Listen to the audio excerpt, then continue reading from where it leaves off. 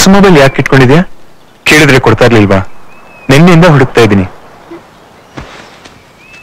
ಹುಡುಕ್ತಿ ಇನ್ನೇನ್ ಮಾಡ್ತೀರಾ? ಅವ್ಳ ಫೋಟೋ ನೋಡ್ದೆ ನಿಮಗೆ ನಿದ್ದೆ ಬರಲ್ಲ ಅಲ್ವಾ? ಫೋಟೋ ಮೇಲೆ ಬೇರೆ ವಿತ್ ಲವ್ ಸಾನ್ವಿ ಅಂತ ಸೈನ್ ಹಾಕಿದಾಳೆ. ಅವಳು ರಾತ್ರಿ ಕನ್ಸಲ್ ಬಂದು ಕಿಸ್ ಕೊಟ್ರೆ ಮಾತ್ರ ಅಲ್ವಾ ನಿಮಗೆ ನಿದ್ದೆ ಬರೋದು?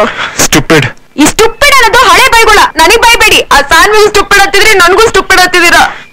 ನಾನ್ ಸಾನ್ವಿಗ್ ಸ್ಟುಪಿಡ್ ಅಂತಿದ್ದೆ ಅಂತ ನಿಂಗೆ ಯಾರು ಹೇಳಿದ್ರು? ಈ ಮೊಬೈಲಲ್ಲೆಲ್ಲ ನೋಡ್ದೆ. 1 ವರ್ಷದ ಹಳೆ ಮೆಸೇಜಸ್ಗಳು. I love you, I miss you, sweet dreams honey, ಚಿನ್ನು, ಉಮ್ಮ ಅಂತ ಅವಳು ಮಧ್ಯರಾತ್ರಿ 3 ಗಂಟೆಗೆ ಕಳ್ಸಿರೋದು. ಇಬ್ರು ಗಟ್ಟಿಯಾಗಿ ತಬ್ಕೊಂಡ್ ಬೇರೆ ಮೊಬೈಲಲ್ಲಿ ಫೋಟೋ ತೆಗೆಸ್ಕೊಂಡಿರೋದು. ತುಂಬಾ ಚೆನ್ನಾಗಿದೆ. ಪಾವನಿ, ನಾನು ನಿಂಗೆಲ್ಲ ಹೇಳ್ಬೇಕು ಅಂತಾನೆ ಇದ್ದೆ, ಆದ್ರೆ ಟೈಮ್ ಬರ್ಲಿ ಅಂತ ಕಾಯ್ತಿದ್ದೆ. ಇಲ್ಲ, ನೀವ್ ಟೈಮ್ ಬರ್ಲಿ ಅಂತ ಕಾಯ್ತಾ ಇರ್ಲಿಲ್ಲ. ನನ್ ಜೊತೆ ಬರೀ ಟೈಮ್ ಪಾಸ್ ಮಾಡ್ತಾ ಇದ್ರಿ.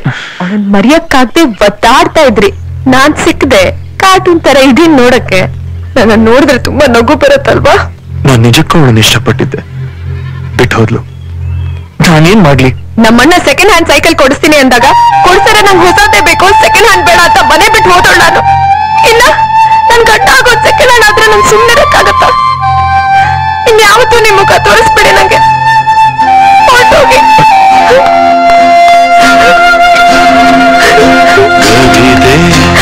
ಕವಿತೆ ನೀನೇಕೆ ಪದಗಳಲ್ಲಿ ಕುಳಿತೆ, ಕವಿತೆ ಕವಿತೆ.